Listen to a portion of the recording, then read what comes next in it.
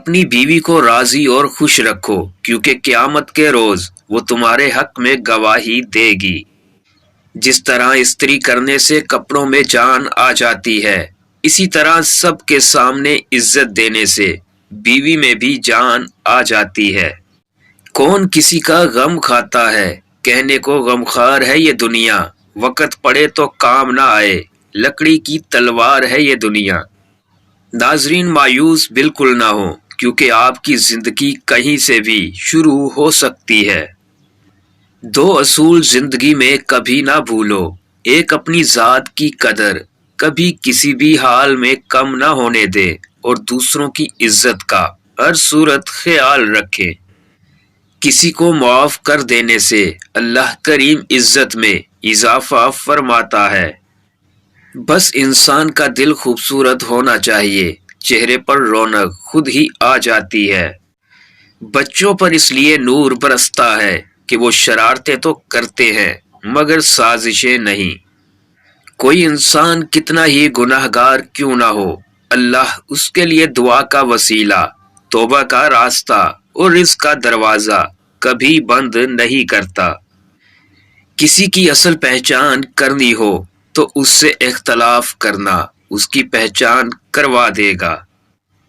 اگر انسان اپنے سے امیر انسان کو دیکھ کر شکوہ کرنے کی بجائے اپنے سے نیچے کسی غریب کو دیکھ کر شکر ادا کرنے لگے تو بہت سارے لوگوں کی پریشانیاں ختم ہو سکتی ہیں۔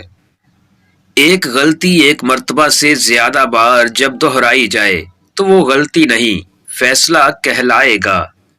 ناظرین، تین چیزیں مردانہ جسم کو طاقت دیتی ہے: غسل کرنا، خوشبو سونگھنا اور گوشت کھانا۔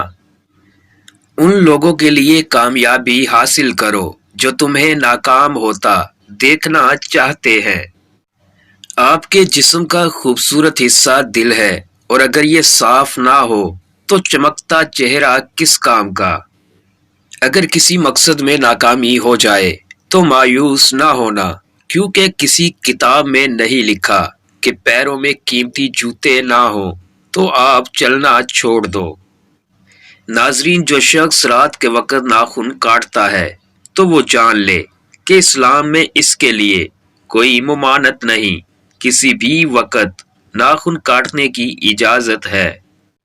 مطلب پورا ہونے کے بعد خوبیاں بھی خامیاں بن جاتی ہیں۔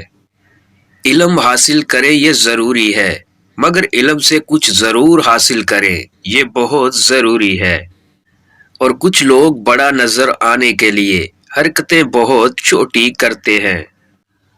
بعض دفعہ بہت دور تک جانا پڑتا ہے بس یہ جاننے کے لیے کہ ہمارے نزدیک کون ہے۔